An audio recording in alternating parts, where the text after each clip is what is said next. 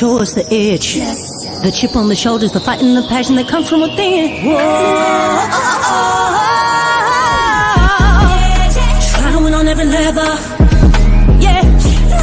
Expectations high. Gotta show them you can fly. Play harder, better, smarter. Baby, put the league on notice. Show me the edge, yeah.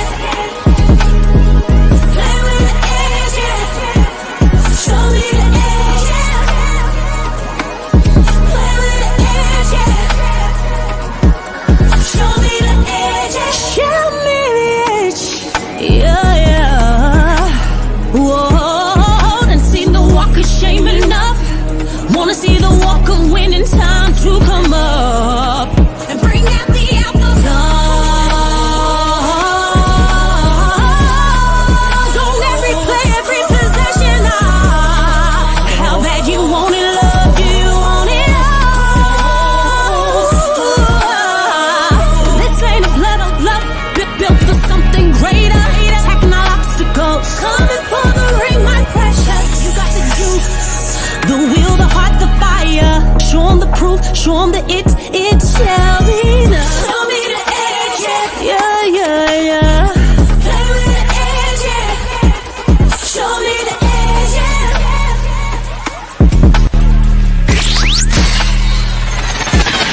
You're listening to the Pelicans Postgame Report on the PRO Media Network for all things Pelicans. Now, we know there's still some things that we can do better, but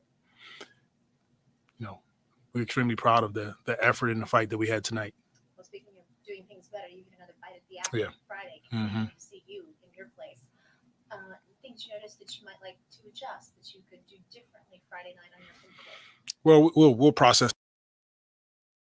the game tonight, watch it. We'll have a day off tomorrow, have another opportunity to take a look, and then, make some tweaks and adjustments that may give us a better chance. What did you think of CJ's performance coming back on that angle? It was good to have him back. I don't think he's 110%, 100%, but, he gave us what he had tonight, and it was good to get him on the floor. He looked fantastic, and, hopefully we can continue to progress from there. Yeah, you mentioned, 5 games in 7 nights, less than ideal circumstances when you travel. Like, what can you kind of learn about your team when you're kind of thrown into moments like this?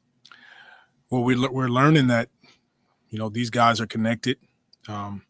They care. They go out every practice, every shoot around, every game, and give us everything that they have. And a lot of games we win. There's some games we fall short.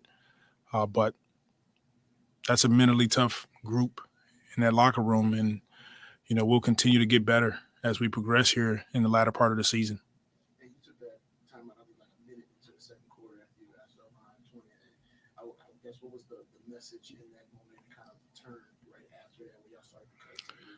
Yeah, this was a game that coming into it, we knew we were probably going to have to go small, go more Larry at the 5, more Herb, Najee, some of those guys at the 5 with Zion handling, with BI handling. So it allows you to stay in front of them defensively, make them take tough shots, and then open the floor and attack them offensively. So that was the adjustment for us, was try to get more of our smaller groups on the floor. And then you guys were able to cut the 5 with like 3 minutes Yeah. in the fourth quarter. What did you kind of see in those final possessions where they were eventually able to put it in? I think they had the ball, and I think we hit or blitzed Halliburton at the top, and they got a quick layup. We come down, we missed 2 layups, and that's the ball game. I think Zion misses one, CJ misses one. They go down and score. So, those are the moments where, a little fatigue, a little tired, and it affects our execution. Yeah, thank you.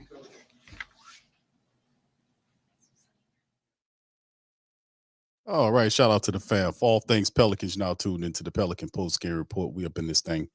Pels fall to the Pacers 123-114 on the back-to-back.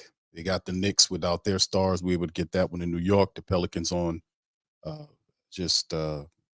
first quarter was very lackluster. Of course, we know about the whole situation that was talked about nauseam about the Pelicans in the 6 o'clock time that they got in. But still, in all, a lot of people don't really want to hear that, man. But the Pelicans, for the most part, man, I really want them to get this one. But we'll see this team again in a few days. So shout out to y'all. Y'all, please feel free to hit the like button, hit the subscribe button, and by all means, feel free to share the show on your social media feed. I'm Big Q. Got Lex in the building. Lex, how you doing tonight? What's up with you, Big Q? How you doing? Pretty good, pretty good. This tonight, the Pacers, we kind of knew. We talked about it in the previous stream. Having high basketball IQ, keeping the turnovers down, and against this Pacer team. And man, when you make mistakes and they transition to the other end, boy, these guys almost always knocking down threes. They long. It's just the Pelicans at some stretches were able to get close, but just they'll do something to kind of Indiana kept them at arm's length. So anyway, what do you think about it? Early on impressions. I saw a whole lot in this game. A whole lot. I'm trying to figure out where I want to start. This game was very ugly. But in its ugliness, there was a few things, I know you can easily jump on a lot of negative things that happen in this game. But when I look at this game, these are the type of games that the Pelicans need. These are the type of games that the Pelicans need to win. And I don't feel like, every time it comes to a close game, we have not really accomplished the goal of winning a close game. And I think the only one we've won was against the Spurs, and that was by 1. But again, keeping things in perspective, you have to look at the fact that it was the Spurs, and they're not doing all that well. They're not even in the play-in picture. So aside from that, we still have the same problems. I think they did start out, not too high as far as energy wise, but it seems like everything that I stated in our last stream yesterday, it came into fruition as far as, with turnovers. The Pacers, they push pace. They will take, really get out in transition if you turn the ball over. Well, that really killed us. The Pacers got too many open shots, too many easy shots. It's like, man, that was just too easy. There was no challenge. I think that's what was killing me on the inside. There was just too many easy shots, too many open threes. I think another thing is that, again, playing too much on weak side. Sometimes all you need to do is play solid defense. You just have to be disciplined, not necessarily going for the steal, but staying in front of your man. They didn't do that. And that, again, killed us. It killed us. And that's something that I've seen all season. The energy did pick up for the team, the intensity. They did fight. And I do want to praise them for that, because they weren't playing like, look, they didn't lay down. They did not lay down. And I commend the team for doing that. Like, they were trying to fight. They were trying to get back in it. They did that multiple times, and that's great. But it seems like every time we get close or it's in the clutch, we don't know how to operate. We start making bad passes, turning the ball over. One thing I didn't like is, how is it that out of the timeout, you're down 5 points, you're down 4 points, you're down 6 or 8 points, but out of a timeout, you come out and you turn the ball over twice, or you just, I don't know, it's a bad shot. I'm like, oh my gosh, why would you dig yourself back into a hole? And this is straight out of a timeout. Team can't do that. You can't do that. That kills your momentum. It's like, what did y'all go into the huddle and discuss? all right, guys, we're gonna go in there, we're down 4, we're down 5. Hey, let's go back in there, turn the ball over, and help them with the lead or something. I don't know. But that was just kind of off to me. And it seemed like that happened a lot on tonight. Man, there's so many different ways to go into this game. We're still having a problem with spacing. Even when we win games, we have problems with spacing. And one thing I'll say is, I'll make this my closing, because like I said, there's so many things, so many directions that you can go into with this game, is that a lot of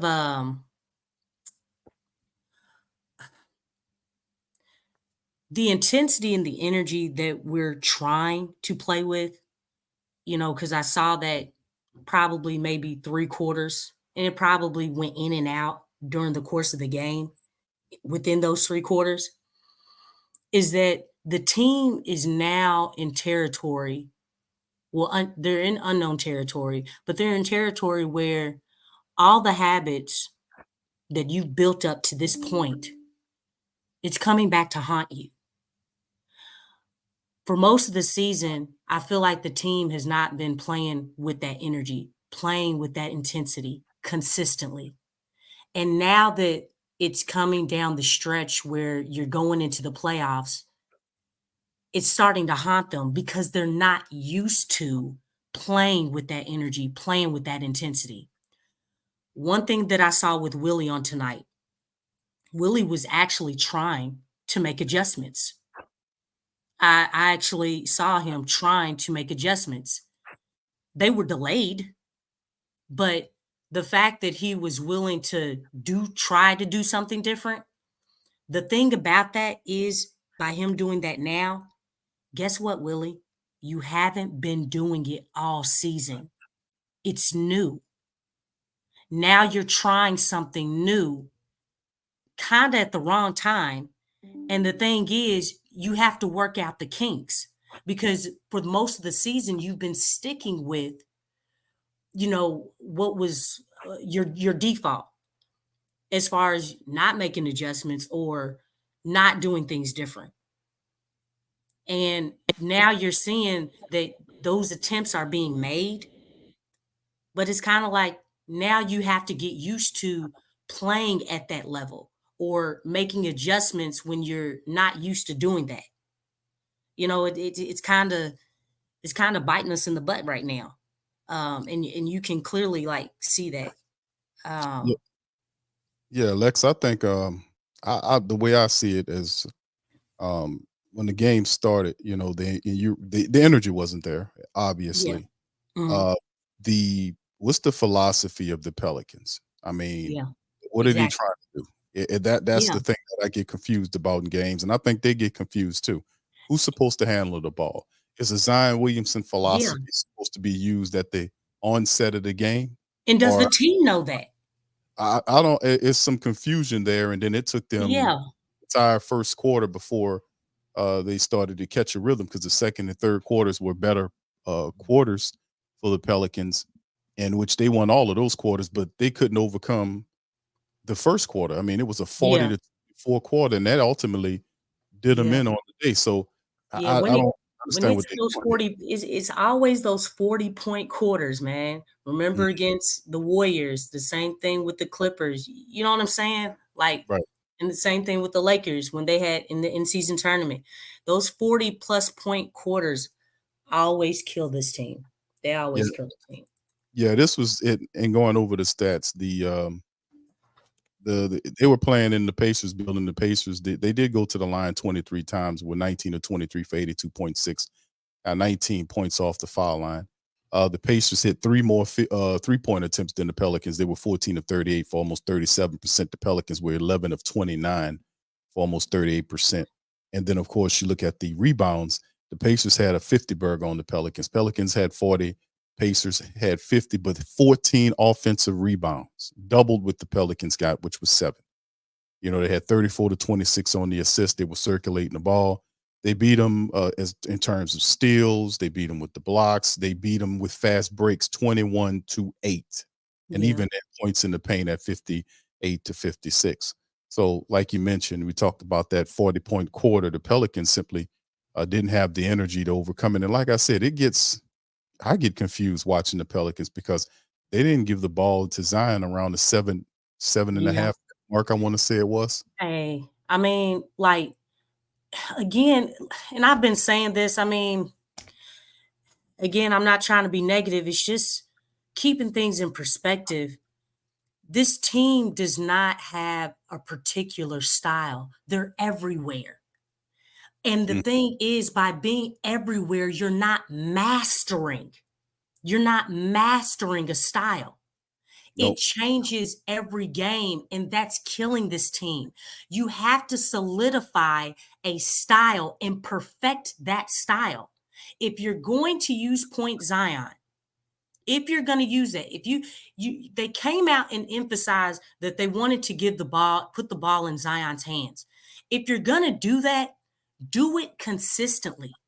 Don't have these hiatuses and these breakages as far as using him at the point. It has to be consistent because the thing is, this team does not have a definitive style. And that's what makes the team inconsistent because we're not going to it. It's almost like, okay, all right, here, you take it, you do something. Okay, you do it. You know what? Let's put it in BI's hands. That's just like when BI got back and he had that 18-point first half, but for the whole game, he had 22 points. It was an emphasis to put the ball in his hands in that first quarter. But it's like the last few games against the Heat and the Rockets, you had it in Zion's hands. Then when you decided to put it in Zion's hands, guess what? Zion had to get him rhythm. He had to find the stride because you broke that. It's like there's the whole concept of, as far as the strategy and going to the game, it's just not consistent. It's not, you're throwing a wrench. You're throwing a wrench into someone else's flow by not sticking to a flow. And it's the same thing even with the rotations. When Zion gets hot or when he's trying to get into a rhythm or he is in a rhythm, you take him out. And this time he was taking him out at the 7:42 mark. You know, like, dog, like, do you understand what's going on? This stuff hurts in crunch time. I didn't like the fact why the game is close, right? The game Right. is close. You're down 4-6 points. And you took Zion out the game and he was actually in a great rhythm. Let him finish the game. It's crunch time. Are you trying to win? Like, that was one of his best stretches. Lex, I don't think. I mean, most coaches would keep their stars in there. I know. That's think what I'm sorry. I try to hold back, but that bothers me. I'm like, why are you doing that? Let that man finish the game. Let him push through fatigue. You're crippling Zion and you're not helping him by taking him out. Let's see what this man can do down the stretch. Everybody's tired. It's a back-to-back. You got in at 6:00 in the morning. He's no different. His situation is no different than anybody else's. Leave him in the game during crunch time and stop breaking his rhythm in the crunch time when he's in a great rhythm, and then he has to find his rhythm again. That's horrible, horrible, horrible. You don't do that to your players. Either you don't trust him, or, you're just that, I'm trying not to be mean, but special of a coach. As in, you know what I'm saying? You just can't do that to a player, man. You're hurting your own team. You're hurting them. Yeah, this is Steph asked a good question about Matt Ryan. I was sitting there watching the game, and of course the Pelicans, as you can see, went 4 deep into the bench. Wouldn't hurt on the back to back to actually use an extra player. Matt Ryan could have been a guy that could have really helped with some intensity and definitely some Yeah, 3-point shooting. So, because he brought Matt Ryan in the second half of that Knicks game. And mhm. I did peep that because he didn't play him the first half at all. And I was like, okay, so what's going on here? Now I do notice that he opted to go with Larry Nance mostly instead of Valanciunas, but the trade-off of that was we didn't get rebounds. And we were out rebounded, right? By like 10. 50 to 40. Yeah. You know, like we need those rebounds. And really, I wouldn't mind because, okay, so you're not playing Valanciunas. You put in Larry Nance. Well, guess what? Larry Nance is he's 6'9"? Yep. Around there? That's Okay. He's basic. 6'9". I wouldn't mind you trying putting Cody Zeller. The man hustles. He's more mobile than a Valanciunas. He doesn't really do putbacks or things or shooting, but he hustles and he gets rebounds. And he has height. You can't teach height. You have someone like you have Turner down there, and you have Pascal Siakam, and what's that other big guy's name? Oh, this is off the bench. The Smith. Yeah, I Smith. think it's Smith. They're long. You need length. Mhm. So try putting him out there. It's you have to understand your personnel and know your personnel, your player personnel. And sometimes I look and I'm like, Willie, do you know what you have? Do you know what the pros and cons on what your players can do? Just I saw that he went into the 2-3 zone. That did help as far as getting stops. But there's so much more. There's just so much more that can be done during these types of games. And because we've kind of practiced these bad habits all season, it's crazy because now we're trying to turn it up a notch and those bad habits are still there. And it's like, these are the small things that we needed to work on. Just like those times when everybody's saying, hey, a win is a win. Well, that's great, but we're still not working on the things that we need to work on to get better, because those things are going to haunt us if we get into the playoffs. I mean, because right now we're being juggled right now. We're being juggled, again, just keeping things in perspective.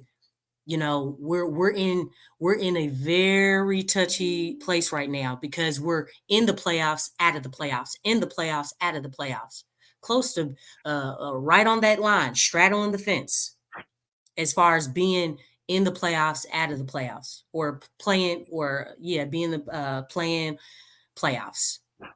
And that's Yeah, what's been going on, you're right on the line. Exactly. Let me see the stats. Currently have the Pelicans at number 6. They are a couple of games, or maybe half a game ahead of the Kings, according to the Western Conference standings. But what I recognize from the Pelicans is they suffer from an offensive identity crisis. I mean, they come out and they don't Yeah. know what style offense they're running. You see CJ handling the ball, or then they choose to play through BI, or then they want to do the Zion thing. He talks about the point Zion thing, getting them going, but they don't do it consistently enough, or they do it later on in the game. It's not something they lead the game, start the game off with the lead with. It's always something that second or even feels like third dairy.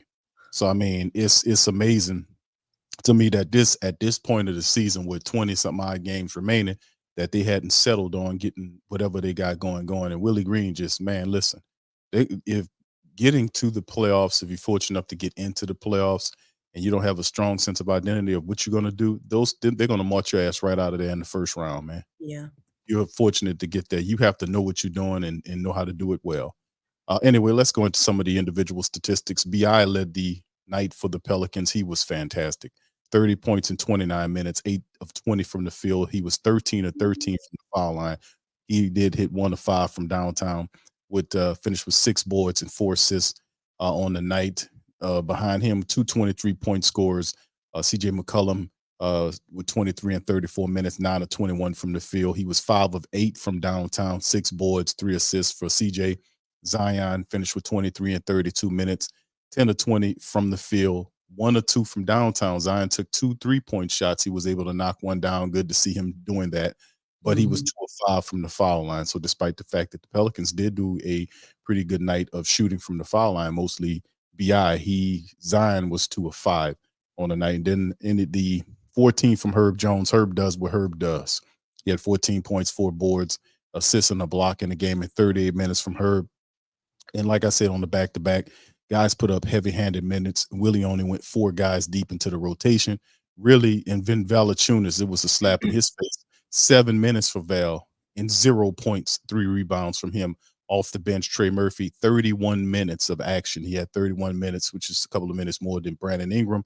11 points from him. He was 4 of 11 from the field, kind of sunk back down into that shooter's slump a little bit. 2 of 8 from downtown, couldn't find the iron there. And then Jayhawk got in there for 18 minutes. He had 7 points, 3 of 5 from the field, 1 of 3 from downtown. And then Larry Nance in 23 minutes, he was perfect from the field, finished with just 6 points and 6 boards for Larry, with an assist and a block in the game. And like I said, not much shaking from Najee. Najee played 28 minutes, didn't attempt the shot, didn't give you anything tonight from Najee. 28 minutes and not even 1 point from Najee Marshall in the game. And of course, like I said, 2 Pelicans that played some minutes. Val only 7 minutes, no points. Najee 28 minutes, no points. No Matt Ryan, and then you'll get Jose Alvarado back in the next matchup. No Uncle Robinson Earl, none of that. None of that. Usually when and I'm thinking a back-to-back and you have these heavy-handed minutes, you might want to dig into the bench a little bit, at least go 5 deep, and at least bring Matt Ryan in there after what he did for you over the last couple of games, hitting some shots, but he didn't get 1 freaking minute. It was a DMP coach's decision.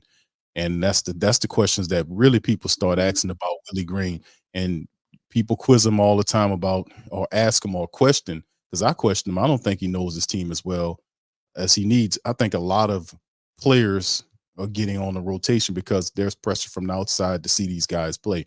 Like we've seen Jordan Hawkins getting minutes now, but Jose comes back, does Jordan minutes stay? So, it's weird, man, how he still hadn't figured out his rotations yet. Yeah. Still hasn't figured out his offensive identity. That's why it's up and down. It fluctuates. Basically, you see guys like CJ start cooking an ISO ball, start hitting his shots.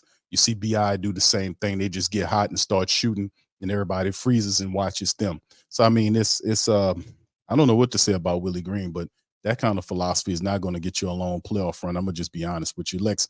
You can feel free to kind of elaborate on what I said before we go back into the preview for the next game against this same damn team in the Smoothie King Center on Friday. I know this may sound like a broken record, but definitely Zion, he's going to have to choose violence like 2.0. No, I changed that. 10.0. He's really going to have to just totally disrespect people. I'm not saying really like to hurt anybody because I'm not really into that, but he needs to put more emphasis, like hard, like there's no doubt that there was a foul, like reckless abandonment. You know what I'm saying? Going up in there, attacking the basket. There were so many times that I saw that he was fouled. And I'm like, And then if he fouls someone, do you see when they call a foul against him? Do you see that, Big Q? Oh yeah. I Oh mean, yeah. it's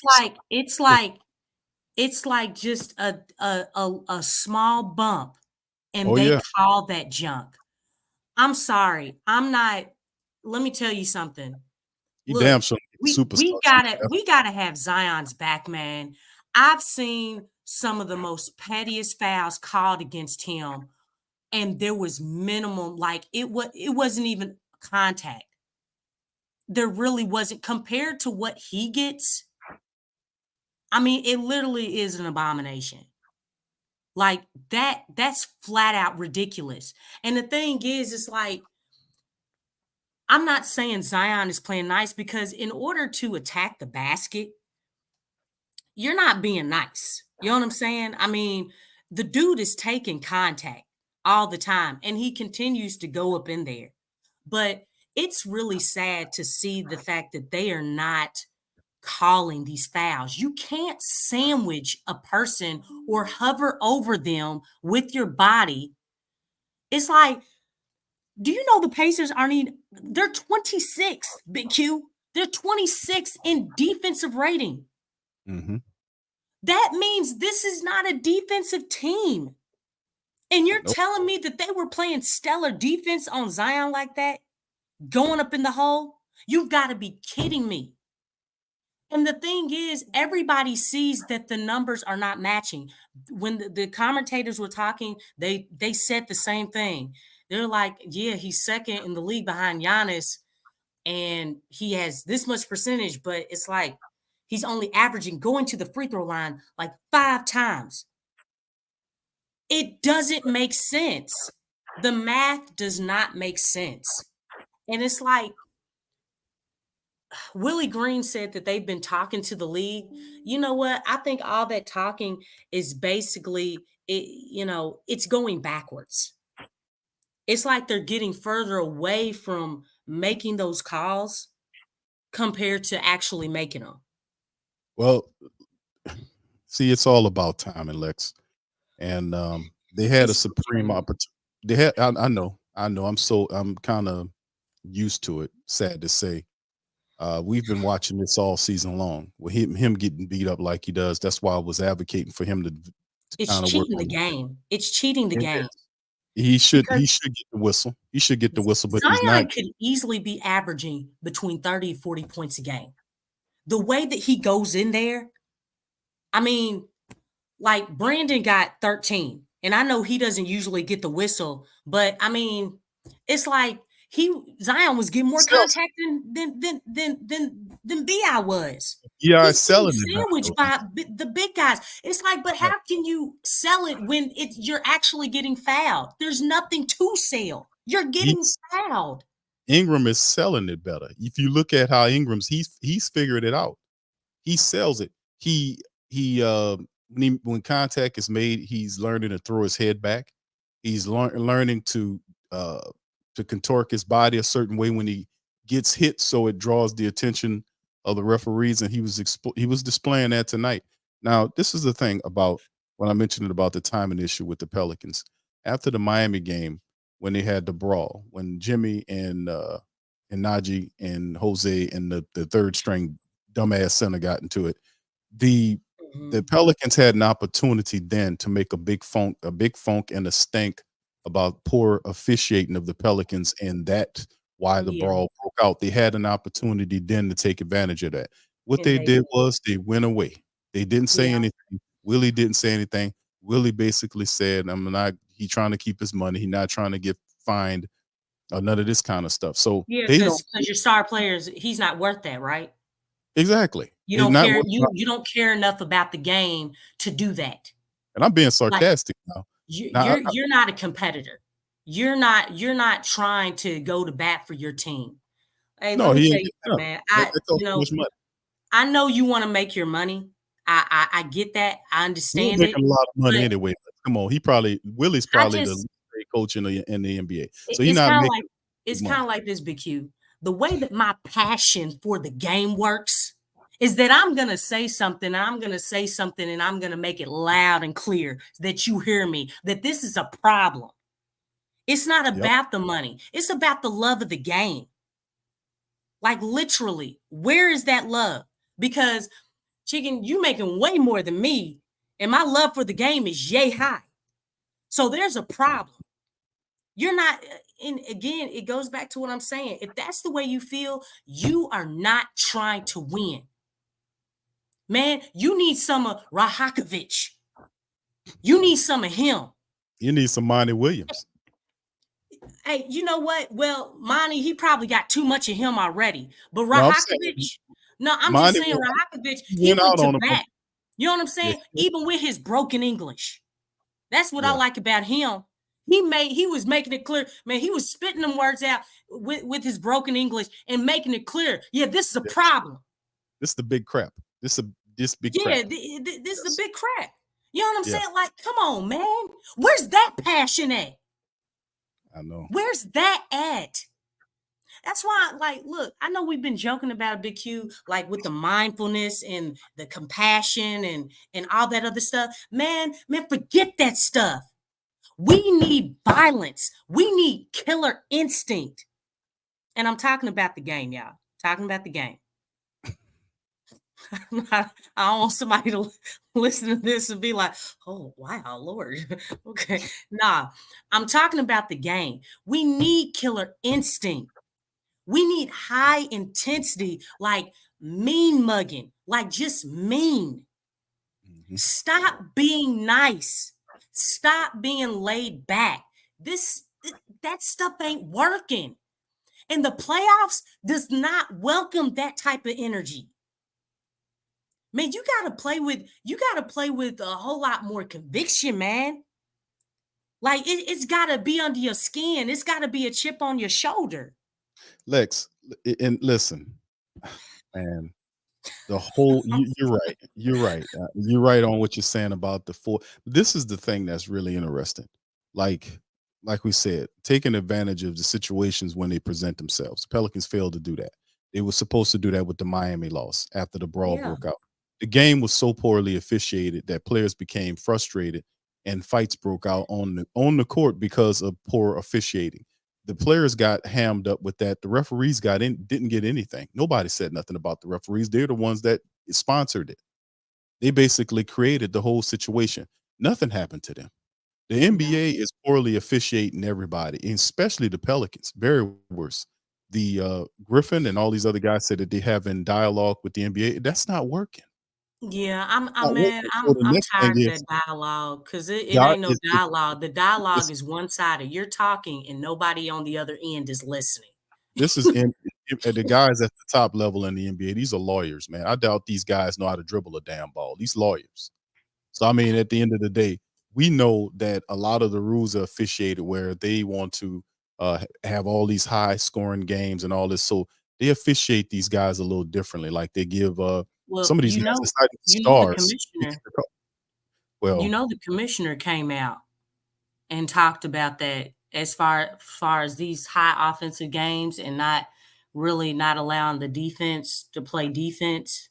right. They're starting to talk about that as far as, balancing it out more. And I'm like, you know I what? doubt Y'all talking about the that's that. wrong thing.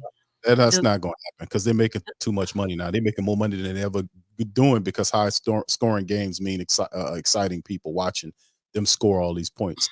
I mean, really, the true professionals of the game like to see a good defensive game where guys get stopped and then the offense is created off the defense. A lot of this time, they see these guys shooting 3-pointers from 5 to 10 feet beyond the 3-point line. The NBA has fallen in love with that, and that has created a lot of profit. He talking out the side of his neck. I mean, now that once you get the contracts for the new TV deal stuff finally squared away, they talking expansion. They're going to expand by another 2 teams, which is, I'm telling y'all, it'll be Seattle and Las Vegas. So I yeah, mean, outside of that, it's a whole nother situation going on business wise. But as far as the Pelicans are concerned, they need to have more of a outspoken take, and I mean to the point where they need to really start calling out the NBA officiating. They really yeah, need to. They can't sit here and be scared of with reprisals or whatever's going to come from it, because they're not getting anything from it anyway. Zion Williamson is getting knocked on his ass. He bumped his head on the court the last night. He gets knocked on his ass all the time. Eventually, I hate to say it, but hopefully he doesn't get hurt, because these are not soft fouls. These guys are knocking him down on the floor. He's falling hard to the ground. I don't care what anybody say about the Kevin Love foul. Kevin Love wraps him up around and he doesn't sling him to the ground, but he grabs him and drops him and cares more about the effing ball than he does about Zion hitting the ground. So a lot of stuff is weird going on here. And if you have a coach as milquetoast as with how Willie Green, I said Millie Green, but Willie Green, how he's conducting himself, like he doesn't get frustrated. He doesn't, and sometimes you got to get heated, because this is abnormal. This is abnormal. The officials are not doing their job to protect these players out here, and it's systemic. And I've been saying that the entire season. You're getting different staffs coming here officiating Zion the same way. That's a systemic thing. They all have the same hive mind on how they're going to officiate these players. Guys that's not even stars or backups are getting fouls that Zion Williamson is not supposed to get. That's that part. Exactly. It's that part that's a problem. This is just really sad, and I'm really tired of them saying, "Oh well, because of his body and he's so strong." Yeah, that's a crop. I'm not buying that. That is a huge excuse. Yeah, that's a foul is a foul, people. It's a foul. I mean, look, so are we looking at, we're looking at this guy, he looks like he's kind of weak. So you're basically putting judgment on a guy's strength and judging them according to their body if you're going to give them a foul or not? Because that's basically what you're saying. Like, that's what? What it is. What? Mm-hmm. Yep. That makes absolutely no sense. That's not in the rule book. It's not in the rule book. You have to call the foul. And it's not giving him anything. It's a foul. This isn't something that anybody's making up. Yeah, I like I said before, it gets to a point where you give them the benefit of the doubt. I've been stopped giving the referees a doubt.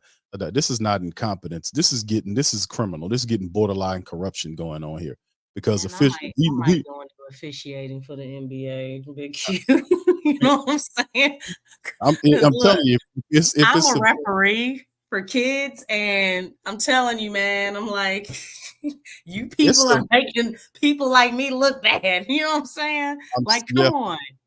It's a different level up there, because a lot of the officiating, like a lot of these games, man, they have these lines attached to it. It's a lot of money being made in these games. And anytime when you're dealing with anything professional, it has a certain veneer of corruption. It's definitely some clear manipulation going on here. But in terms of the referees, like at the professional level in the NBA, and they had other people that talked about this before, is that a lot of the games are manipulated through the referees. That's why you can't criticize them. It's supposed to be an integrity thing. There is no integrity. Yeah, there is none. And that's what I was saying on the other day. Like, man, okay, so what's the definition? Because clearly you all are going off of a totally different definition than what it actually is. You can't talk about integrity. And the thing is, they're not calling the game with integrity. So it's only right for a player to be like, hey, to challenge that, because it wasn't integrity in the first place. Nope. No, it's not about integrity, not at that level. Yeah, stand on business. The thing is that, look, I'm standing on integrity too. So you're saying that the integrity, so-called integrity that you are trying to protect, so what? I don't have any? You know what I'm saying? I mean, a lot of these coaches don't have any. You're saying that all these people who have a problem with the officiating, they don't have integrity? Right. It's criminal, man. I mean, you got enough statistics to back up the point about Zion Williamson, the rate of how much he attacks the cup, how much he gets to. The majority of his points are scored, around the basket. So he's there. He lives there. But for him to get such a low percentage going to the foul line is criminal. and you could present these statistics to them. They'll look at them and they'll say, we'll take a look at it. But that was months ago. People been saying that about them. Yeah. They've been poorly officiating Zion Williamson. He gets beat the hell up in these games. That's why I was advocating that he would develop a mean mid-range shot before they start actually officiating him correctly. But he can bump somebody and get the foul right away. But in terms of him going to the rack and him doing it, like people say he's gonna have to sell it, and that's not what he does. He even mentions that. That's not how I'm Yeah, used to playing it's ball. well, the thing is, one thing that I applaud Zion for doing, he plays basketball. He plays the game. He doesn't go into, a shot or a layup looking for the foul. Whereas, like a lot of guys, they're hunting for it. They're hunting for it. That's not really playing the game. You're playing to get a foul. You're not playing the game to play the game. There's a difference. And he's actually playing the game the right way. But what I find really interesting is that, say Zion does change up his game. You know what the new narratives are going to be? What's that? Oh, dude, He's you a big guy. You know what I'm saying? You flopping. You know how everybody, you know what I'm saying? Because it's like not a lot of people are seeing this. Not like the casual fans. And even maybe some Pels fans. Like, dang, man, Zion flopping now. You know what I'm saying? Or do like Blake Griffin. You know what he did? Blake Griffin was always going inside. And slowly but surely, what did Blake Griffin start doing? He started to transform his game into point guard type stuff. And it's like, Yep. dude, get down low.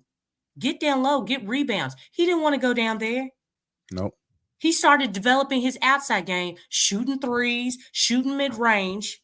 Now, you see all the talk about how we want Zion to shoot the mid-range and shoot the three. But we also know that what is his strength? His strength is attacking in the inside. That is very crucial and very valuable to have on your team. True. And we can't forget that. Like do you know everybody wants to be a point guard now? Everybody's shooting from the outside. You still have to have an inside game. He does. A strong one. Right. But that's what people are saying that because, and like I said, I'm one of the biggest advocates for him developing other areas of his game. Like he took a couple of a couple of shots from the 3-point line today. He hit one of them. He needs to start doing that more. He needs to start making the game easier for him because they're building up a wall. They know what he's trying to do. And of course, he has the gifts to be able to get through there. He gets beat up. But for him to save himself, he has to develop other areas of his game because I have more confidence in him developing a 3-point shot and a midi game before the NBA switch where it started officiating him correctly. I have zero faith in the officiating for the NBA to fix that for him. So he would have to develop those areas of his game because they're non-existent. We know he does that well, but when he gets beat up and hurt down there because they don't want to call a foul because he goes in there and the guy knocks him down on the ground or wraps him up and he don't get the foul. Or I think that's selling it right there. I mean, falling to the ground. I mean, that's more than just whipping your head back. I mean, his whole body just fell to the ground, people.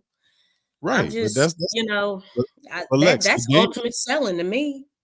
But you're seeing the game transform in front of you right now. This is no longer the NBA that we love to watch insofar as watching real basketball played. Now it's a league where the officials are not officials. They don't call fouls that used to be straight up fouls. You got to do weird gestures and jerk and contort yourself in ways that draw the attention of the NBA official for you to get the whistle. And it is a discriminatory league. It decides on who it's going to officiate correctly. It'll have its certain pick stars who you can't get within 2 or 3 feet of, and you bump them, you get the foul. It's maybe a good 10 or 12 players that regardless or not, if you're within their vicinity and you bump them a little bit, they're going to get the call. James Harden's one of them. There's several other guys. Steph Curry's one of them. Shai Gilgeous-Alexander. He gets and the really superstar treatment, and that's what Yeah. kind of league you have. His game is very similar to James Harden. The only difference is he's smaller, but they have the same exact game to me. That's what I'm saying. So it's not the same league that we want to see. The lawyers have changed this league into something because they're making money, and that's the ops. The idea is to make this a very wealthy league. They're a monopoly league. They done took over. They have stock in all these foreign leagues. They've been created NBA Africa to pull African players from there to here. They created they got the women's league, the WNBA. They created the G League concept where they in competition with college now, so they're getting people and they bringing them there. Where they got what they call the NBA universities situated across the world. This is a Yeah. monopoly Junior situation where NBA.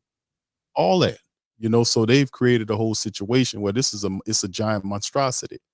And now that you see on the court, it's not even real basketball. It's more entertainment than anything. Like when we watched the All-Star game, it was too much Oh, yeah. explosions and light. I remember them panning to Larry Bird and Oscar Robertson and Dr. J, and they sitting there like with confused look on their faces, watching all of the Yeah. smoke mirrors. And I'm like, dog, why is all this bullshit around here? Why is all of this lights and all of this kind You of know crap? Now, what? listen, I'll go to these NBA. I've been to many NBA games and Pelicans games, and listen, if they treat the game like it's a side attraction for everything else they got going on. It's really fun in the building. They're really good at that. But in terms of like the watching it on television and watching all that, it's a total different monster. We don't want to see all that shit. We there to watch the basketball. We don't need to see all the smoke and mirrors. But watching them old guys and how they was reacting to all of the lights and the sparks and all this, the smoke machines, they're overdoing it. They really killing the game. But anyway, before we preview the next one, go ahead, Lex, you wanted to say something? Nah, just the level of, as far as with the All-Star game, guys, let me say this. When I play basketball, competing is fun for me. Okay? It's very, very fun. When I'm playing mean and angry and getting after it and being aggressive, that's fun. I'm not smiling out there. I'm mean mugging. I'm pissed off. That's my level of being competitive. When these guys talk about, playing and stuff, they're like, yeah, just out here having fun. Like, you know what? Me and your fun is not the same. You know what I'm saying? Because I don't understand how you can have fun. And I guess, maybe it's the fact that, they're making a lot of bread, and then the spotlight, it's different. It's a different way of living and all that stuff. But golly, man, I mean, I'm not a fan of how they have fun because that is not fun to me. Dude, you laughing and smiling too much. Dude, he just crossed you up. Dude, he just nutmegged you. You're gonna let that dude do that to you. You know what I'm saying? like dog, no, don't do that and one stuff on me. Like that, no, we're not doing that. I just don't understand what these dudes are thinking, man. I mean, it's not fun, like just letting somebody pass you and letting them dunk. Man, take a charge or something. You know what I'm saying? I mean, it don't hurt to take a charge. I don't know. Just too many open layups, open dunks, and wide open threes. More so threes. But you can go on and take it, Big Q. Yeah, I get. Yeah, I get it, Lex. I know what kind of player. You be talking smack, man. When you be making the shot, you be like, "What you got? What you got? You ain't got nothing." That's I be playing basketball. My youngest son, he's like, "I got you, Baba. I got you. You can't shoot. I got that kind. They like to try to talk, and I was like, "Oh, you talking now?" And then I just be messing around, and all of a sudden that shot started falling. I was like, "What you got? What you saying?" So yeah, I get it. Yeah, it's a fun. It's a love of it. It's a fun to it. You know, it's a challenge. You're challenging yourself. You're challenging those around you. So yeah, I get it. In this one here, back with the Pacers again. This time, different scenery. Couple of days of rest. Pelicans face the same team once again. Um, any difference here? I mean, with this team, like I said, they played well for 3 quarters. Once again, that's not a full game. Pelicans have to respond in kind, man, and beat the Pacers. It's like a playoff game. This is like a foe that they would not, be in the East and West, but the level of the caliber of this team, having all of their people there, Miles Turner, having guys like Halliburton, and those guys were playing really well. The Pelicans have to step up. They got to do their thing, man. And like I said, Lex, the biggest problem I see outside of Willie Green's rotations and him not knowing his personnel or digging into the bench, not knowing how to put things together properly, is the identity of the team. What's the Yeah, overall identity? Because that's where they it get confused. changes. Right. Split personalities. It morphs. It morphs into Yeah. different things. Like we're gonna let CJ hold the ball, and then next thing you know, now we're gonna run through BI, and then here we go with Zion. So I'm like, I thought the Zion Williamson, because he always talk about the point Zion thing, but it wasn't employed that much in the game, like until the I Yeah. think in the It, like when they get down and out and things like, or when they can't make a shot, all right, well, we'll go back to point Zion. And I hate it when they do that because you can tell. It's like, and again, the stretches of him not touching the ball at all. It's like, okay, what's that about? It's like everybody else is touching the ball except for him. right. When they swing the ball, it's like, okay, why did you stop swinging it? Zion was right there and they swing it the opposite. They're going away from him. I'm like, what? What? I've been seeing that all season. And that really does confuse me. Why are we going away from Zion and not to him? When he's calling for the ball on the block, when he's pinning a man that like he has a mismatch, we're missing the windows. That's another thing that's Yeah, really bad. We're that's true. missing those windows, getting the ball down in the post when he has his man pinned. It's timing. You all look so elementary out there. Get the ball down there. He's working his butt off to pin his man to get an easy shot. That's easy work right there. We're missing it I don't know how many of those we miss. But it's like, why are we so focused on dribble, dribble, dribble, dribble, dribble, dribble, and not looking up? This is basic fundamentals. You talk about this all the time, the fundamental thing. Right. Looking up and getting the ball down there instead of just dribbling. And then I think there's a lot of thought, I don't know if I can get it down there. Well, you know what? We know you can't now because you were thinking so long about it. You missed the window. We got to stop doing that. That kills me. That kills me. We could have so many more easier shots if we're rewarding the big man for posting up, pinning their man down, and getting an easy layup. The game doesn't have to be hard. It can actually be easy. But this Pelicans team, just too many times we make the game hard. We make the game too hard. Did you see all those easy layups and open threes the Pacers were Yep. getting? Yep. Do we ever get that? Does that ever happen to the Pelicans? Not Ever? no, not really. Seems like we got to work a little harder for everything. Every once in a blue moon, maybe it happens. But everything is always hard. The game should not be hard. It shouldn't be hard. So in this one, like I said, I got this on the screen. Let me refresh this again, fam. Okay. The standings for this matchup here. Like I said, in a couple of days on the first of the month of March, the Pelicans circle back around to the Smoothie King Center for the Pacers matchup. 35-25 right now. The Pelicans are sitting at the 6th spot right now behind the Suns. And yeah, we're right on the line. Straddling the fence. Yeah. Right on the line. So they got to figure a way to get the win and keep on going because, man, This is dangerous. it's not gonna be an easy thing. You see teams starting to play better. Big Excuse Q. me. Dallas and Golden State won 8 of the last 10, and the Lakers won 7 of the last 10 as well. So that's the point of the season when these older teams start trying to put it together. Go ahead, Lex. What you wanted to say? Nah, I'm just, man, like,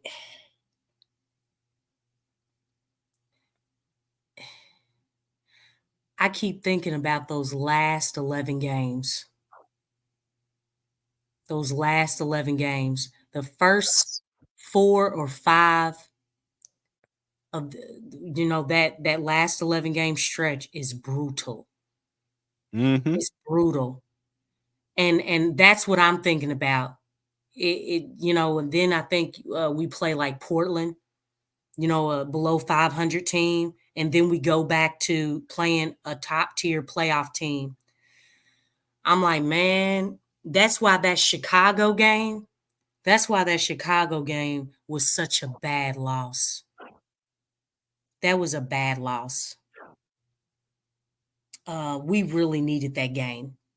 We needed that game more than they did, because Chicago ain't about to do nothing. Even if they do make the playoffs, they're not about to do anything. Absolutely nothing. They just aren't. I mean, they've been struggling. They had a team meeting their second game into the season. Second game. That's pretty dysfunctional. So they're not going to do anything with that win. And the fact that we lost it like that, and that's how you have to look at these wins and losses now. Like, oh my goodness. You know what I'm saying? Not just the fact that, it's not just the fact that, hey, we lost the game. Then you have to look at the fact that it's how we lost. And it's like, dang, like, there's so many bad habits that you saw in the game. Like, all of that stuff, you're thinking about all of it now. All of it matters. The fundamentals, making your free throws, the turnovers, missing defensive assignments, not getting those rebounds, having the rebound and then losing the rebound. And, it's all that stuff matters now. And it's like, it basically kind of makes you reminisce, what were we doing before All-Star break? What were we doing all that time to prepare for this last stretch? And it's like, remember I told you in DC about, as far as feeling like we're not growing? Mm-hmm. When I was making that point, it's those things that are coming into fruition, like that are coming into play. How do we grow from those small nuances? Like Zion would say, how are we growing from those situations? The spacing has still been an issue. Right. And you saw it again tonight. You've seen it tonight, right? Oh, yeah. You know what I'm saying? Like, how have we really grown?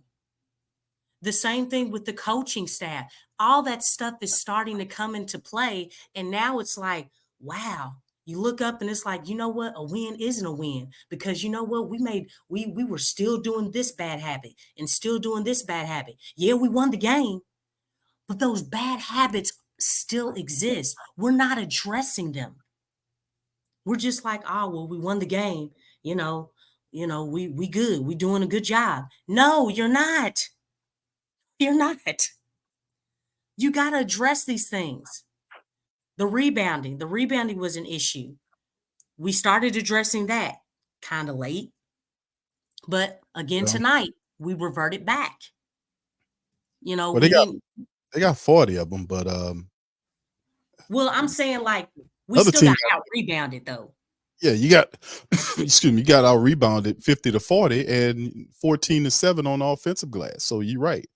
The offensive, but see, Lex, that's a part of the scheme, though. I've talked about this before when we talk about Willie Green's system. It puts a lot of pressure on the guy to convert the shot on the first attempt. There was nobody. I mean, if you look at the system, very rarely you have anybody waiting for an offensive rebound. Nobody's going down to get the rebounds. everybody's on. Everybody's on. It's situated around the 3-point line. The guy pulls up, takes the shot. Nobody's there to get the rebound. That's a You know lot of what? pressure with the first shot. I've talked about that all the time. They're Uh, getting back on defense. without the shot, you know. Hold on just a second, Lex. Okay. Where's DC? A shot. Listen, fam. About DC. DC is, he's currently, him and this girl had a child. So DC is Oh, he's a private person. He wants to be on his island, left alone, and he's a okay. private person. So him and his lady had a baby. He had a beautiful baby girl. Congratulations to my brother. Uh, Ooh, he okay. so that's where DC is. He's taking his leave right now. He'll be back soon. Oh, So and take his premiere too.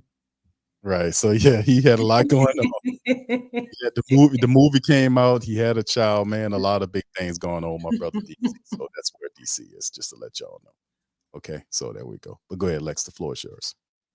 Oh shoot. Yeah, That took I all the was steam totally, out your voice. look, that threw me out. I was like, oh, okay, you know what I'm saying? Switched it up on me. Yeah, this to say that they have to get it together, I don't even know if that's feasible to say because how many games do they have left? It's like 24 games. I want to say. Yeah, I got them on screen right now. But It's just just looking at Lex, the month of March. Look at you. Just looking at the month of March, the games that you have in March. It's going to say a lot. yeah, Indiana starts off home at Indiana. Then they have 3 road games. They go to Toronto, Philadelphia, and they have Atlanta. They come home on March the 13th for 1, 2, 3 game homestand against Cleveland, the Clippers, and Portland. They go back on the road again for 4 straight: Brooklyn, Orlando, Miami, Detroit, and then they come back home. And this is the games that you were oh concerned about dang. from March the 26th to, I guess you could see, April the Yeah, those 1st. are the last 11 games. Look at that, man. You It's got like OKC, Milwaukee, Boston, Phoenix. But the only thing is, all, all all those them they like home that's like games, number one teams right there. but they home games though. So I don't know if that makes a difference. The Pelicans seem to play better on the road, but You know OKC, what? Milwaukee, Boston, and Phoenix, and don't forget Orlando.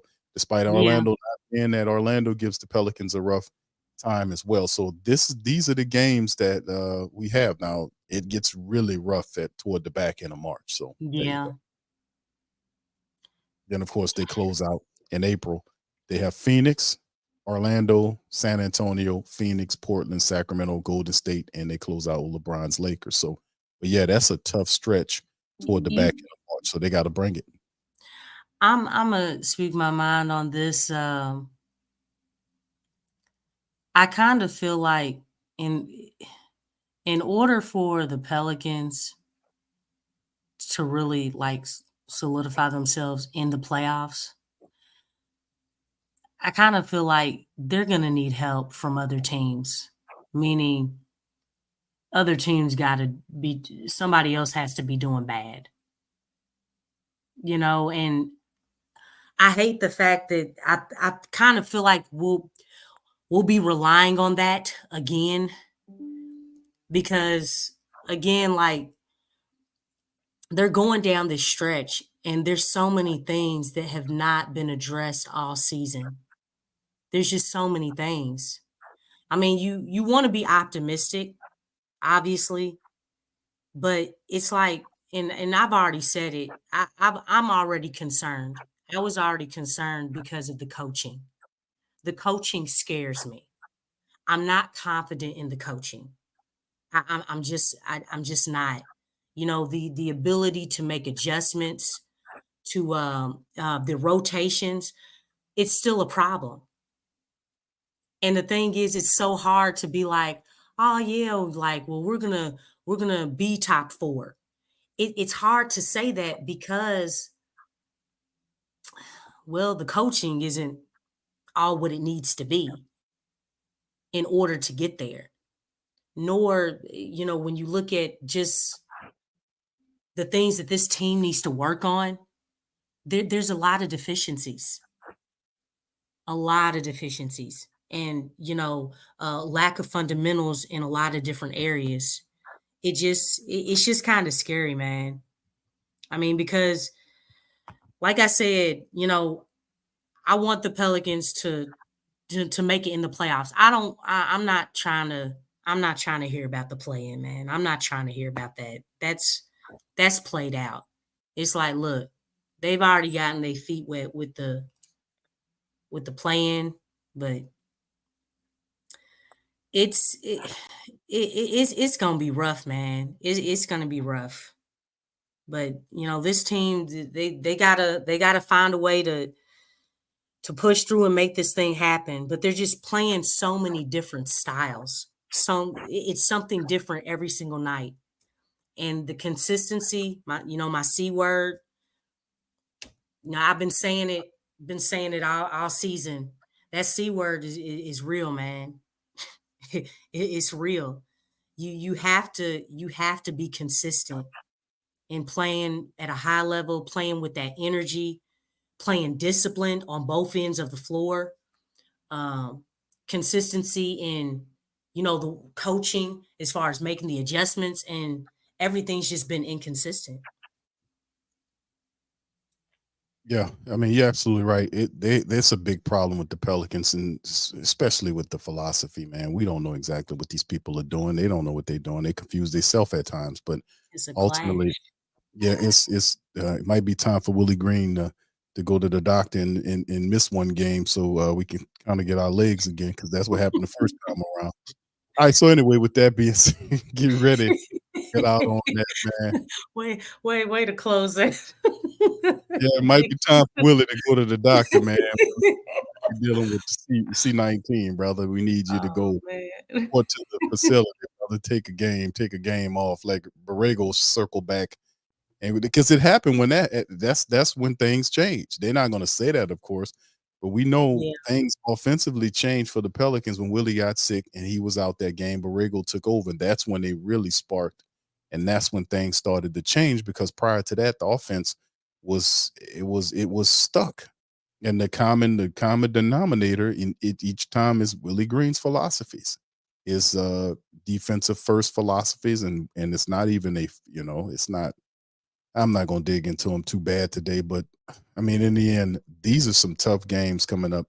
And unless the Pelicans can learn to stick with something that works and and roll it out in the primary, secondary, and so on and so forth, and operate these systems correctly, teams that know what they're doing and know how to play through their people are going to pick the Pelicans apart, man. And then, of yeah, course, they need more ammunition. People continually disrespecting the Pelicans. yeah. Draymond disrespected them at the All-Star breaks. Jimmy. Jimmy Butler disrespected Hey, them. and I want to say something Stephen A. about Smith that real quick. disrespected them as well. But yeah, go ahead, Lex. Um, I know. Well, I know it was the media team. Going back and forth with Stephen A. And I heard all that and all that stuff, but I think my biggest thing is I keep coming back to what Draymond and Jimmy have been saying, because Stephen A don't play a lick of basketball. That's all that dude is. That's all he does is he just talks. But when you hear guys like Draymond and Jimmy, and let me tell you something, you can say what you want about those two. Draymond is a champion. Jimmy Butler is cutthroat, and he's been getting to the finals. He's been leading his team to the finals twice within the last 3 or 4 years. Like, hey man, what can you really say? If guys like that are saying that about your team, you don't think there isn't any truth in it? Yeah, I don't, Jimmy, I feel like Jimmy has more to talk about than, because Jimmy talks about it all the time. He's not the most talented, and he's actually said this. He's not the most talented, and his game is predicated on working hard. That's why he's a star, because he really works his butt off. Mm-hmm. And that's one thing you can't take that away from Jimmy. I know a lot of people may not like him, but hey, Jimmy's right. He's not the most talented. He really isn't. But he plays his butt off. He works so hard. That dude works hard. Draymond, he's full of a lot of antics and things like that. So I my respect for him is kind of like a whole lot lower. But these guys got some backbone about them. They got some backbone about them. So there's truth to what they're saying as far as the Pelicans being built like that. And I do agree. Hey man, we haven't shown that yet. We have not shown that. The coaching Well, staff, the team, the organization haven't shown that. Well, Lex, the it's often said, and I often talk about this with the Saints among other teams, is the team takes on the identity of its head coach. Willie Green is not a fiery head coach. I mean, he picks and chooses at times when he gets fired up, and the few times that he did get fired up, the team actually responded to it. So, but he doesn't do it enough. He's very reserved. Man, we too busy relying on Jose. You know Yeah. what I'm saying? And it's But like people, that's your most. Jose can't be the one to do that. But see, that's what I'm saying though. When the melee happened with the Heat, who got thrown out? It was Najee, and it was Yeah. Jose Alvarado. It wasn't Zion. It wasn't Bi. It wasn't no anybody else. Who's the dogs? Who was the guys that was not going to let you play games with them? Najee got into it. Jimmy Butler put his hands on him, and Najee responded. Jose Alvarado responded to the dumbass third string center, and that's when it ended up happening. So I mean, these are the guys that run the team. These guys, they're good players. They don't have that intensity. They don't have that dog mentality. Now, can they develop it? Perhaps. You get to the playoffs, man. That's when a lot of that's supposed to really start coming out. Like if you can get this core unit to the playoffs and they develop that and they get marched out of that, maybe that'll piss them off enough to develop it and move forward. But often said, the Pelicans, this team is they're very talented, but they're operating through different people handling the ball. It's always going to be confusion when you got different people handling the ball, because sometimes you see even guys had turn the Jayhawk ball handle the ball. right. It's too You know what many I'm different saying? It's like it's bad. It's like, man, come on. too many hands He on the never ball. handles the ball.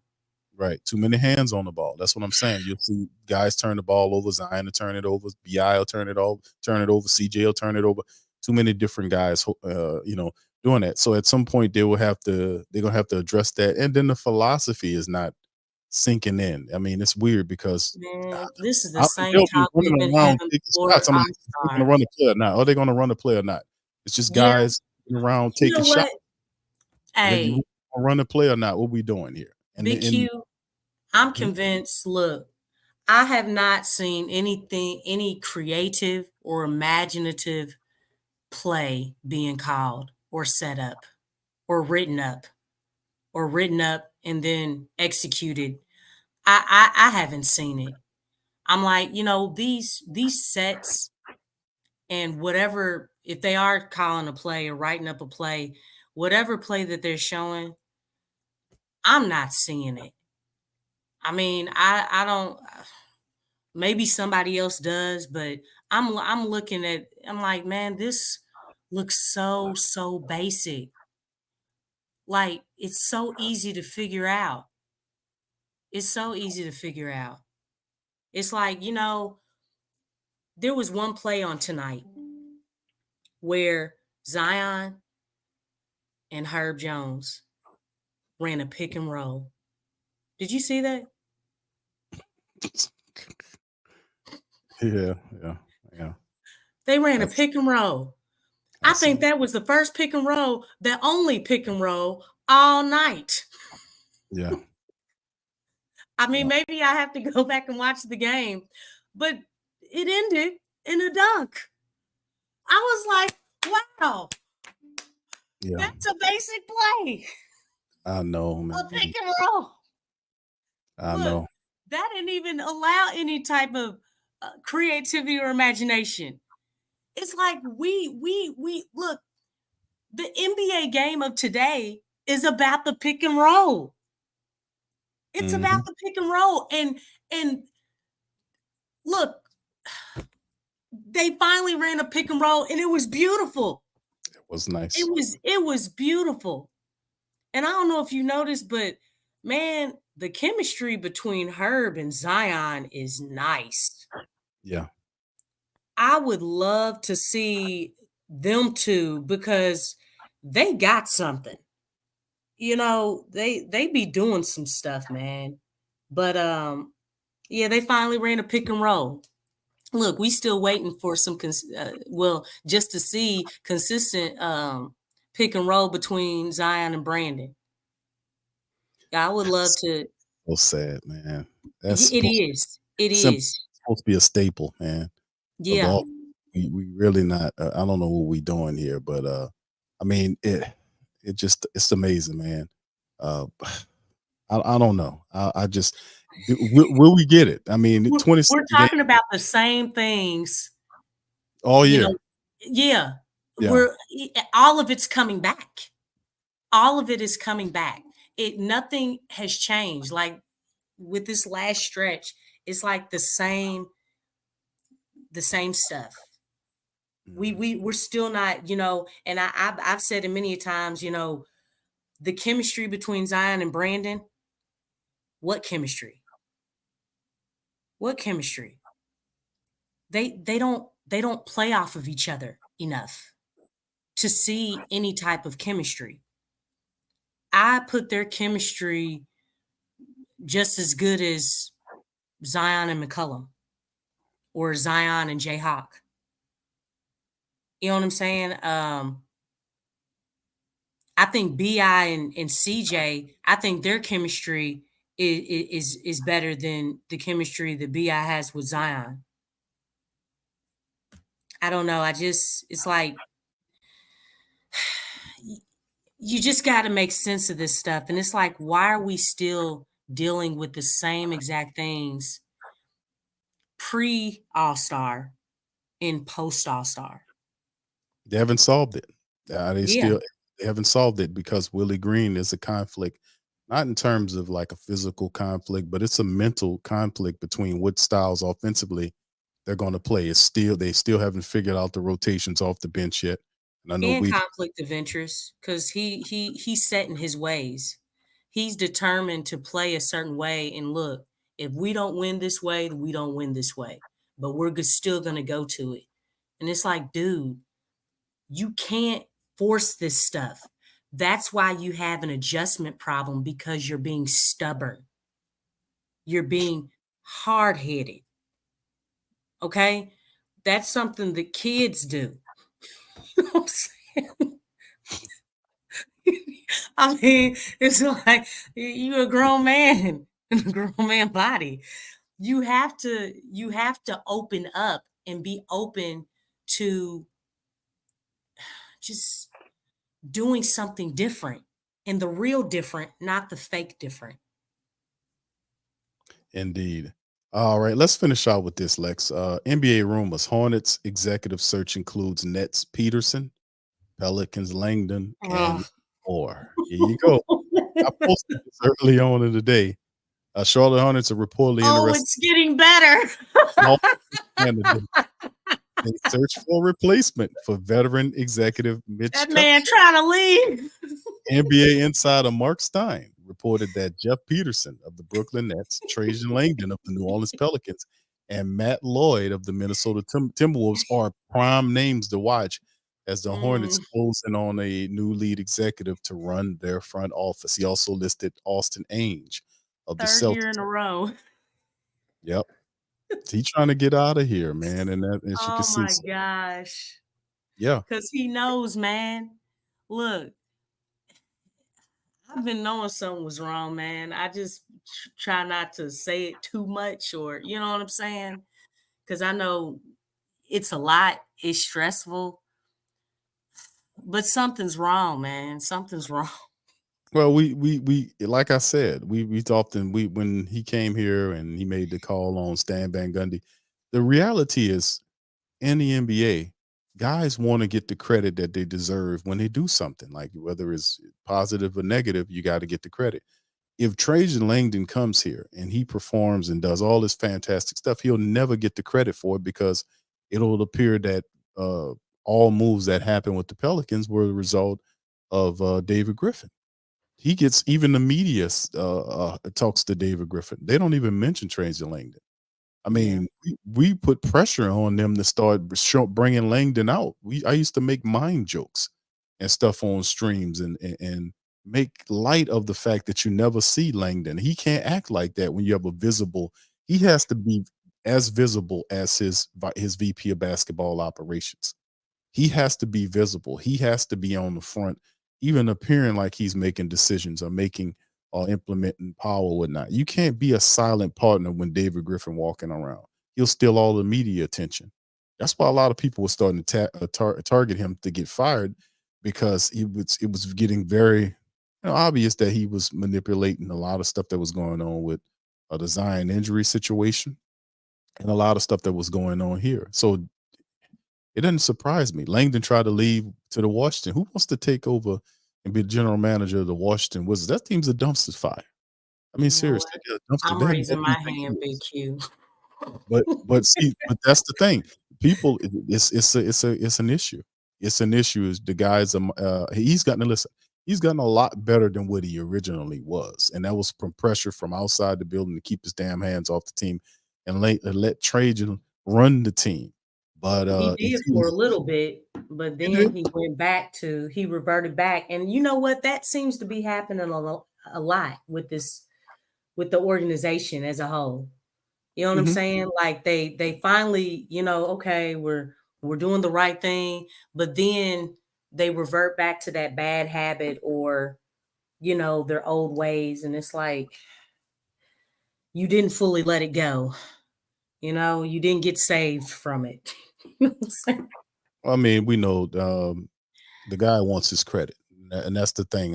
If he turns the Pelicans around from what they were, we don't have the best history in the world. That's for certain. We had a lot of crappy management at the top of the team, really poor general managers. We had Dale Demps for a long time. That's because the owners of the team was not intelligent enough to find a credible person and pay him. Now they did focus on bringing Joe Dumars here and even created the vice president or what was it the VP title or the term was created for Joe Dumars. They had no vice president of basketball operations. The highest it went when they took over the team was the general manager. Above him, he reported that Dale Demps reported it to Mickey Loomis. So there was no VP of the team. There was none of that. That was created to lure Joe Dumars here, but Joe Dumars said, "I'll do it, but you got to pay me." And Tom Benson said, no, I'm just going to give the VP title to Dale Demps, so he'll be your VP and general manager." And that's how it went for a long time. And Dale Demps wasn't very good. He wasn't a very good general manager. The late great David Stern said the guy's terrible, and he spewed and just went off on him. I remember playing it on the show. Y'all remember the late David Stern tore into Dale Demps and talked about how poor of a general manager he was. Remember, the NBA took over the franchise the year before it needed to find ownership of Benson. For when Tom Benson bought the team, they owned it for like a year, and David Griffin was pretty much telling Dale Demps what to do. So I mean, but Demps did put together the trade that ultimately, they kind of mimicked a little bit. He was a dirty dog. I mean, he did the stuff with Magic Johnson when Magic was trying to put the trade together with him to send what was it, Lamar? It's a really good trade package that they were working on to bring here, and Demps leaked it to the press, and it basically destroyed Magic Johnson because Magic was I think he was the general manager at the time, and Mhm. he said Dale Demps did it. He went on television. Matter of fact, he went on Stephen A. Smith's show and said that Dale Demps leaked the trade that destroyed his team because he told him don't do it, and Demps leaked it. He had no intention of making a trade. And then, of course, after Dale Demps get fired, the trade that Magic was trying to do, the Pelicans then came, the guy who took over it, which was whoever they got right now. I forgot the little guy name. I Used to be wanna a yeah, he used to be Kobe Bryant's, agent.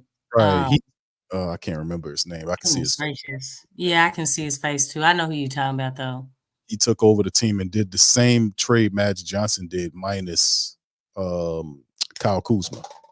So I mean, it was something else. But like I said, you having and they brought David Griffin in because he got championship experience, LeBron James, the Cleveland thing, and him coming here, trying to turn the team around, and it took a lot longer than what it was supposed to be. But if you're a general manager under the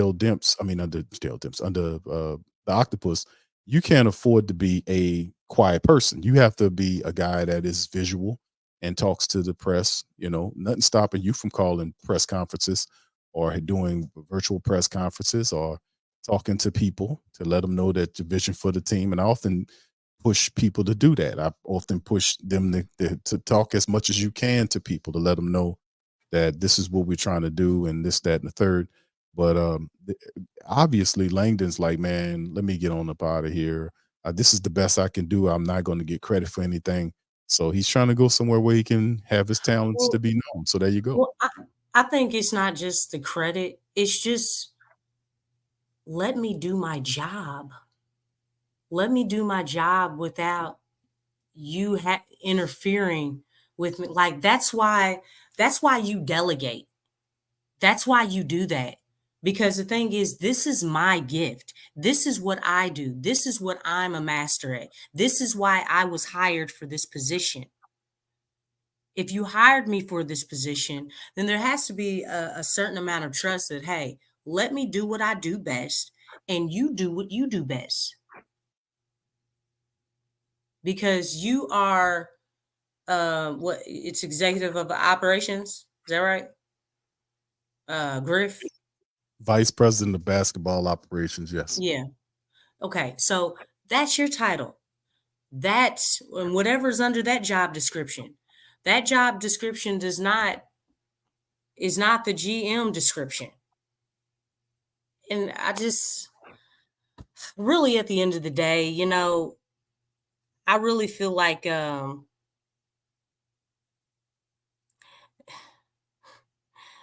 Ock boy. I kind of feel like he's kind of getting over on Miss Benson because it's one thing to you because you don't really know. I don't think she knows. That's why she hired him is because hey, I don't know, so I hired you because you do know. But I kind of feel like he's taking advantage of that. He's really taking advantage of that, and then I also think his experience with LeBron, I think that has also clouded his judgment and decision making on a lot of things because let's be real, when he was the GM during that championship year for the Cavs, he did not put that team together. LeBron was like orchestrating his every move. Like he was that dude. And so I think I think that stuff it's kind of bothered him and he's carried that over to the Pelicans. I think it's even like I feel like a lot of mismanagement with Zion. I think that it's been very evident, with the team. The fact that even when he wanted Kyra, and there were other guys that were, I guess, more NBA ready. I just think just a lot of poor decisions, man. And some things that he's brought with him ever since he left the Cavs. So. Yeah, a lot of people thought that that was basically LeBron running the team, man, and David Yeah. Griffin. He's basically telling David Griffin who he wanted, and David Griffin would go and get him. So I mean, that basically was saying GM LeBron, so he got it that way. So, I mean, I haven't seen anything I'm impressed with. I mean, he put this team together, but man, could you imagine if we had a coach like Budenholzer that'd be here? Yeah. The Pelicans actually look like they'll have an identity. They'll have some Yeah. direction. But let me play this right quick here, Lexxah. This is the late great David Stern talking about Dale Demps. And this is just like what we bring up. This is some of our history. Then we're gonna get ready to get on. In an interview with Chris Ballard of Sports Illustrated, former NBA Commissioner David Stern discussing why he vetoed the Chris Paul to the Lakers trade in 2011. So Stern said, and he's maintained this a lot, that he didn't do this as the commissioner of the league. He did.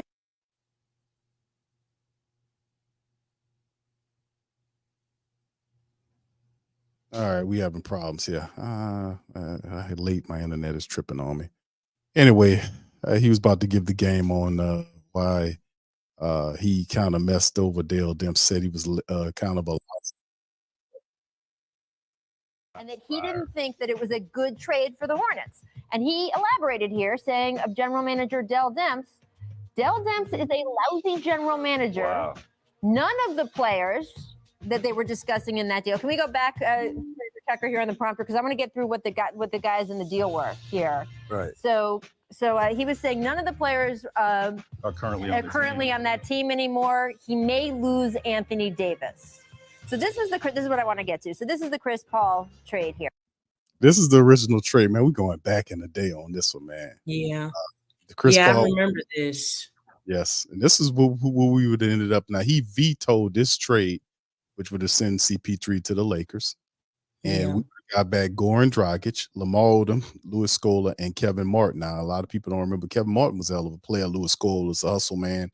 Lamar Odom was still had some value there, and Goran Dragic, y'all remember him from his Phoenix days, was a pretty decent player.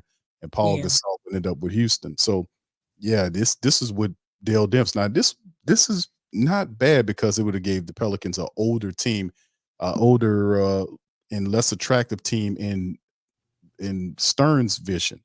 So he vetoed that, and then he accepted the Eric Gordon. Was it Eric Gordon?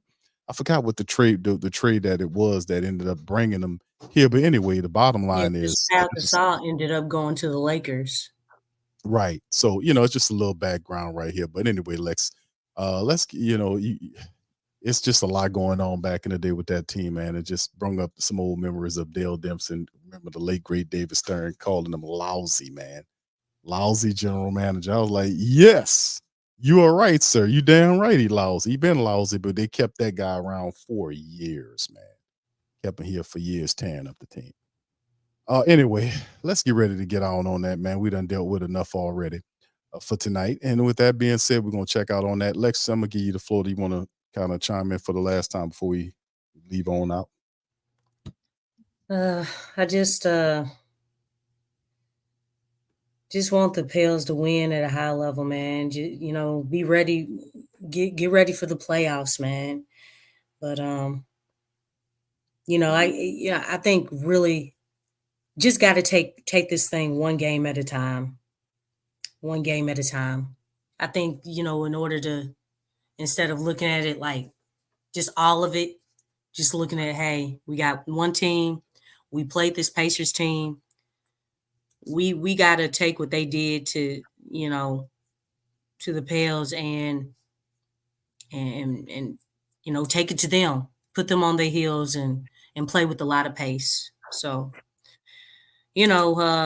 just one game at a time, and let's bring it, man. Let's bring it. All right, next matchup against the Pacers again in the Smoothie King Center on the 1st. We start that brutal. Well, toward the March schedule start off with not too bad, but then it gets late a lot. It gets greater later. But anyway, we're going to end it on that. Much love to the fam. I appreciate each and every one of y'all for chiming on the stream tonight. Listen, we're going to holler at y'all on the next one. Y'all hit the like button, hit the subscribe button, and feel free to share the show on your social media feed. We're going to holler at you on the next one, man. And hopefully the Pelicans can get it right the next time around. Much love, and go Pels. Go Pels. Show us the edge. The chip on the shoulders, the fight and the passion that comes from within. Whoa. Try to win on every level. Yeah. Expectations high. Gotta show them you can fly. Play harder. baby, put the league on notice. Show me the edge, yeah. Play with the edge, yeah. Show me the edge, yeah. Play with the edge, yeah. Show me the edge, yeah. Show me the edge, yeah, yeah. Whoa, done seen the walk of shame enough. Wanna see the walk of winning, time to come up and bring out the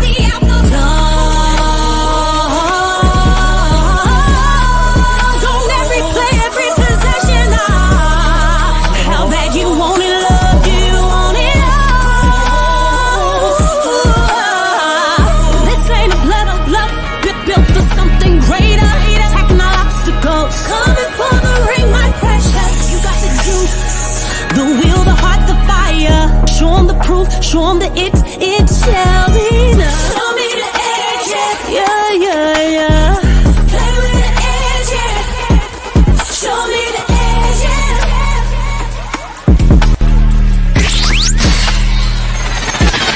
You're listening to the Pelicans Postgame Report on the PRO Media Network for all things Pelicans.